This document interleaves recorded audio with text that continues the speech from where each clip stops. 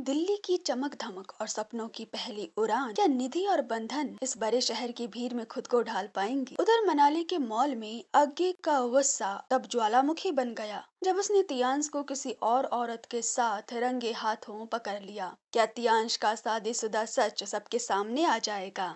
Hello story seekers, welcome to the ओजेसे ink FM और आप सुन रहे हैं बंधन एक मर्यादा, रिटेन बाय शालिनी चौधरी। तो चलिए चलते हैं कहानी की ओर। दिल्ली एयरपोर्ट। तीनों लोग अपना अपना लगेज लिए बाहर, कोई और नहीं बल्कि राजवीर, बंधन और निधि थे। राज आगे देखता हुआ आत्मविश्वास से चल रहा था, लेकिन बंधन और निधि के लिए ये सब बिल्कुल नया था। पूरा एयरपोर्ट लोगों से भरा हुआ था। कोई आ रहा था, कोई जा रहा था, कोई अपनी फ्लाइट का इंतजार कर रहा था। चारों तरफ बड़े बड़े ब्रांड के शोरूम, फूड सेक्शन से लेकर रेस्ट रूम तक हर सुविधा मौजूद थी। चमचमाता हुआ एक नया संसार था जिसे बंधन और निधि ने आज तक सिर्फ फिल्मों में देखा था। सफाई इतनी कि जैसे पब्लिक प्लेस नहीं, किसी का निजी घर हो। दोनों आंखें फाड़े चारों तरफ देख रही थी। राज को चलते चलते एहसास होता है कि वो दोनों उसके साथ नहीं हैं। वो पलट कर देखता है, दोनों घूम घूम कर हर चीज निहार रही थी। उन्हें ऐसे देखकर राज मुस्कुरा उठा और उनके पास आते हुए बोला, अभी चलो यहाँ से, फिर कभी घुमा दूंगा। अब तो यहीं रहना है। बंधन राज के साथ चलने लगी, लेकिन निधि की नजर एक लड़की पर टिक गई। वो बिना पलक झपकाए उसे देख रही थी। उसे ऐसे देखकर राज उसके पास आते हुए बोला। क्या देख रही हैं आप? निधि वैसे ही खोए अंदाज में बोली, मैंने सोचा था कि लड़की बस फिल्मों में ही ऐसे कपड़े पहनती होगी, लेकिन यहाँ तो आने जाने में भी इतने छोटे कपड़े पहनते हैं। इन्हें शर्म नहीं आती होगी क्या? राज हंसी दबाते हुए बोला। हाँ, अब इसमें शर्माने की क्या बात है? उन्हें जो मन करेगा वो तो वही पहनेंगी।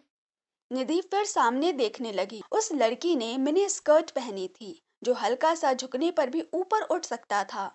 ऊपर ऑफ शोल्डर क्रॉप टॉप, खुले बाल गर्दन से नीचे गिरते हुए और पैरों में बूट। वो बिल्कुल फिल्मों की हीरोइन की तरह लग रही थी। निधि आगे बढ़ जाती है, लेकिन जितना आगे बढ़ती है उतनी ही हैरानी होती जाती है। वहां का माहौल देखकर बंधन मन में सोचने लगी, ओह, ये शहर बड़ा है लेकिन लोगों के कपड़े छोटे हैं। हे कान्हा, अच्छे लोगों से ही मिलवाना मुझे।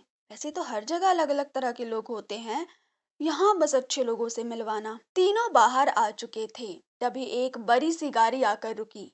तीनों उसमें बैठ गए। गाड़ी अपनी मंजिल की ओर चल पड़ती है। करीब आधे घंटे बाद एक रिहायशी इलाके में पहुंचते हैं। चारों तरफ बड़ी बड़ी बिल्डिंग्स, भव्य विला। निधि खिड़की से बाहर देख रही थी। उसकी नजर ऊपर थी। इतनी ऊंची ऊंची इमारतें देखकर वो हैरान हो रही थी। गाड़ी ओबेरॉय मैंशन में घुसती है, लेकिन बंधन की नजर ऊपर होने की वजह से वो नेम प्लेट नहीं देख पाती। गाड़ी पार्किंग में रुकती है। बंधन ने ये घर कई बार वीडियो कॉल पर देखा था, लेकिन निधि की नजर तो बस घर पर अटकी थी। सफेद रंग का विशाल घर जिसके किसी कोने पर धूल तक नहीं। सामने बड़ा सा फील्ड जिसे पार करके ही अंदर जाया जा सकता था। अंदर हल्का आसमानी रंग था, कहीं कहीं सफेद शेड्स भी थे, जैसे आसमान घर के भीतर ही उतर आया हो। हर चीज हल्के रंग में थी। शांत सुकून भरा वातावरण। निधि मुस्कुराते हुए बोली, बहुत सुंदर घर है आपका। उसकी बात पर राज भी मुस्कुरा दिया। वही मनाली मॉल। आज सब मॉल घूमने निकले थे। निया और मन्नत को शॉपिंग करनी थी। लेडीज सेक्शन में दोनों कपड़े देख रही थी। उधर करण और अज्ञे जेंट्स सेक्शन में थे। अज्ञे उबते हुए बोला, भाई, हमारी शॉपिंग तो हो गई, लेकिन उनकी शॉपिंग कब खत्म होगी? उसकी बात पर करण ने लाचारगी से कहा। पूछता हूँ, हुआ कि नहीं? करण फोन करता है। निया कॉल उठाती है और बिना उसकी आवाज सुने ही बोल देती है, भाई अभी हमारी शॉपिंग नहीं हुई है, इसलिए डिस्टर्ब मत करो। हो जाएगा तो मैं खुद कॉल कर लूंगी। और इतना बोलकर उसने कॉल काट दिया। आज्ञा फोन से चिपक कर सब सुन रहा था। वो गुस्से में दूसरी तरफ चला गया और करण उसके पीछे पीछे चलने लगा। आज्ञा गुस्से से बोला, इसलिए बोला था बॉयज ट्रिप रखते हैं। लेकिन तेरे मन में जो आए वही करना है। उसे गुस्से में देखकर करण ने शांत आवाज में कहा। भूख लगी है ना? चल कुछ खाकर आते हैं। जैसे ही उसने करण की आवाज सुनी, अब उसका गुस्सा फट गया और वो चिल्लाते हुए बोला। पहले उन दोनों को आने तो दे, बड़ा आया खिलाने वाला। वो वेटिंग एरिया में बैठ गया। करण मुस्कुराते हुए फूड एरिया से चिप्स और कोल्ड ड्रिंक लेकर आता है और अगे को पैकेट पकड़ाते हुए बोला। अभी ये खा ले, अब बाद में खाने चलेंगे, ठीक है? अगे अब पूरी तरह से चिढ़ चुका था। उसने उसी अंदाज में कहा। ये तो बिल्कुल सही चीज है ना हेल्थ के लिए। उसकी बात सुनकर करण बच्चों जैसी शक्ल बनाकर बोला। यार कितना गुस्सा करेगा, अब छोड़ भी और खा ले।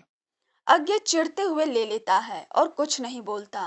वहीं दिल्ली, भार्गव हाउस लाइब्रेरी में राजेश जी बैठे थे, आंखों पर चश्मा, नजर किताब पर टिकी हुई। तभी टेबल पर रखा फोन बजा। राजेश जी ने फोन रिसीव करते हुए कहा। हेलो। उधर से कुछ कहा गया, जिसे सुनकर राजेश जी मुस्कुरा उठे और बोले।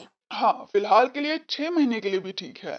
वो किताब बंद करते हैं और ग्राउंड फ्लोर पर उमा जी के कमरे में जाते हैं। उमा जी बिस्तर पर बैठी थी, आंखों पर चश्मा, सामने रामायण खुली हुई। राजेश जी उनके पास बैठते हैं और बोले। माँ, जैसा आपने कहा था, मैंने मन्नत को दूसरी जगह भेजने का उपाय कर दिया है। अब अगले 6 महीने के लिए वो बाहर जाएगी। उमा जी उन्हें देखती हैं और बोली। 6 महीने के लिए? अरे बल्कि जिंदगी भर के लिए दूर कर करण से। वो लड़की मेरे पोते के लायक बिल्कुल भी नहीं है। इतना फैशन लेकर हम क्या करेंगे? उनकी बात पर राजेश जी मुस्कुराते हुए बोले। वो भी होगा। आप टेंशन क्यों लेती हैं? वैसे आपने दवा खाई या नहीं? उमा जी मुंह बनाते हुए बोली। तेरी बीवी को याद ही नहीं रहता कि उसकी सास भी है कोई। वो तो प्रार्थना बहू आकर दे गई थी। उनकी बात पर राजेश जी मुंह बनाते हुए बोले। बहू तो आपकी लाई हुई है, इसलिए अब मुझे बिल्कुल मत कहिए। उमा जी गुस्से से मुंह फेर लेती हैं। तभी राकेश जी अंदर आए और वो बोले। अरे क्या हुआ माँ? मेरी माँ नाराज लग रही है। राकेश जी की बात पर राजेश जी ने कहा। अच्छा, ये बता छोटे, बहू किसकी लाई हुई है? उनकी बात पर राकेश जी कंफ्यूज होते हुए बोले। "अ, माँ की लाई हुई है।" इतना सुनते ही राजेश जी जोर जोर से हंसने लगे और उमा जी का मुंह अब और भी बन गया। राकेश जी दोनों को कंफ्यूज होकर देखते रह गए। तभी उमा जी ने राजेश जी को एक हल्की सी चपत लगा दी। उनके मारते ही राजेश जी की हंसी एकदम से गायब हो गई। वो ऐसे चुप हो गए जैसे किसी छोटे बच्चे को उसकी माँ ने डांट दिया हो और अब वो डर के मारे शांत बैठा हो। और ऐसे देखकर राकेश जी कंफ्यूजन में बोले। अरे अब तो बता दो किस बात पर हंस रहे थे। उमा जी मुंह बनाते हुए बोली। पूरी रामायण खत्म हो गई और इसे पता ही नहीं कि सीता किसकी पत्नी है। अपनी माँ की बात सुनकर राकेश जी बच्चों जैसा मुंह बनाते हुए बोले। पर मैं तो बाद में आया ना, तो मुझे कैसे पता चलेगा कि सीता किसकी पत्नी है? उमा जी गुस्से से राकेश जी को देख रही होती हैं, लेकिन इससे पहले की बात भड़कती राजेश जी बीच में ही संभाल लेते हैं और बोले। अरे माँ कह रही थी कि मन्नत करने के लिए ठीक नहीं है, उसके लिए कोई दूसरी अच्छी सी लड़की देखें। राकेश जी दोनों को बारी बारी से देखते हुए बोले। पर मन्नत तो भाभी और सरला दोनों को पसंद है, इनफैक्ट कामनी को भी। अब उमा जी चिढ़ चुकी थी और उन्होंने चिढ़ते हुए कहा। तुम्हारी बीवियों का टेस्ट ही खराब है, छी। राजेश जी हंसते हुए बोले। अच्छा ये बताओ माँ, कैसी बहू चाहिए आपको? क्या क्राइटेरिया होने चाहिए करण की पत्नी के लिए? उमा जी चेहरे पर हल्की मुस्कान लेते हुए बोली। जो सही मायनों में करण की अर्धांगिनी बन सके, जो आज के दौर का ज्ञान भी रखे और पिछले दौर के संस्कार भी, जिसे हर रिश्ते की मर्यादाओं की बारीकियों का पता हो, जो हर रिश्ते और हर अच्छे बंधनों में बंधना जानती हो। ऐसी होनी चाहिए मेरे घर की बहू। अपनी माँ की बात सुनकर राकेश जी मुस्कुराते हुए बोले। भैया, क्राइटेरिया तो बड़ा टफ है। उनकी बात सुनकर राजेश जी उमा जी को देखते हुए बोले। आज के दौर में ऐसी लड़की कहाँ मिलेगी माँ? उमा जी अपने सामने रखी रामायण बंद करती हैं। उसके कवर पर भगवान राम की तस्वीर बनी है। उसे छूते हुए बड़े भरोसे से बोली। प्रभु ने सबके लिए किसी न किसी को बनाया है, चिंता करने की जरूरत नहीं है। जब समय आएगा तो राम जी उसे खुद तुम्हारे सामने लाकर खड़ा कर देंगे। राकेश जी और राजेश जी मुस्कुरा कर वहां से चले गए और उमा जी फिर से रामायण खोलकर चश्मा ठीक करते हुए पढ़ने लगी। मनाली मॉल 4 घंटे बाद। 4 घंटे से भी ज्यादा हो चुका था, लेकिन निया और मन्नत अब भी निकलने का नाम नहीं ले रही थी। बिना नाश्ता किए ही सब मॉल आए थे और अज्ञे की भूख अब चिड़चिड़ेपन में बदल रही थी। करण बीच बीच में तिरछी नजर से अज्ञे को देख रहा था। उसके चेहरे पर आते जाते भाव साफ बता रहे थे कि ज्वालामुखी बस फूटने ही वाला है। उसे इतने गुस्से में देखकर करण ने मन में ही कहा, अरे कहाँ घुस गई दोनों, और कितनी शॉपिंग करेंगी। इसकी भूख अगर और बढ़ी ना तो ये गुस्से में मुझे ही न खा जाए। अब आगे से और बर्दाश्त नहीं होता। वो गुस्से से उठा और बाहर जाने लगा। उसे ऐसे जाते देख करण ने कहा। यार कहाँ जा रहा है, आती ही होंगी। आगे पीछे पलटते हुए गुस्से से बोला। हाँ, पिछले 4 घंटे से आ रही हैं। मुझे भूख बर्दाश्त नहीं होती, ये बात सबको पता है। इससे पहले कि मेरी तबीयत खराब हो जाए मैं कुछ खा कर आता हूँ, तो यहाँ बैठकर उनका इंतजार कर। इतना कहकर वो गुस्से में मॉल के ही रेस्टोरेंट में चला गया। करण खुद को शांत करके वापस बैठ गया। वो दोनों को छोड़कर जा नहीं सकता था, लेकिन आगे की हालत भी समझ रहा था। वो भी हल्के गुस्से में बड़बड़ाते हुए बोला। ओह, कहाँ फंस गया मैं। एक वो दोनों आने का नाम नहीं ले रही और ये तो गुस्सा होकर चला गया। दूसरी तरफ आगे रेस्टोरेंट में बैठकर अपना ऑर्डर एंजॉय कर रहा था, लेकिन खाना भी उसका गुस्सा कम नहीं कर पा रही थी।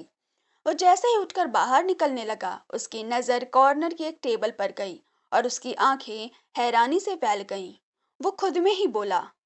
ये तो तियांश है, लेकिन इसके साथ ये औरत कौन है। वो देखता है तियांश बात करते करते उस औरत के हाथ को चूम रहा था और उसी पल आगे के अंदर का ज्वालामुखी फट पड़ता है। भूख पहले से थी, अब अपमान भी जुड़ गया। वो गुस्से से उस टेबल तक पहुंचता है। तियांश और वो औरत दोनों एक दूसरे में डूबे हुए थे। आगे दबी लेकिन सख्त आवाज में बोला। तियांश। तियांश तृष्णा के हाथों पर झुका हुआ था। तृष्णा मुस्कुराते हुए उसे देख रही थी। आवाज कानों में पड़ते ही तृष्णा की नजर आगे पर गई, लेकिन तियांश, उसकी आंखें चौड़ी हो जाती हैं। हैरानी और डर दोनों साफ दिख रहे थे। वो धीरे धीरे सर उठाता है और सामने आगे को गुस्से में खड़ा पाता है। आगे गुस्से में तियांश को देखते हुए। इस बेशर्मी की उम्मीद नहीं थी तुझसे, कुछ शर्म लिहाज है कि नहीं। तृष्णा हैरान होकर तियांश को देखती है। तियांश आगे को बैठाते हुए बोला। भाई आप गलत समझ रहे हैं, मैं समझाता हूँ ना। आगे गुस्से से बोला। क्या समझाना है, हाँ। और तुम। और फिर उसने तृष्णा का रुख करते हुए कहा। और तुम, शर्म नहीं आती।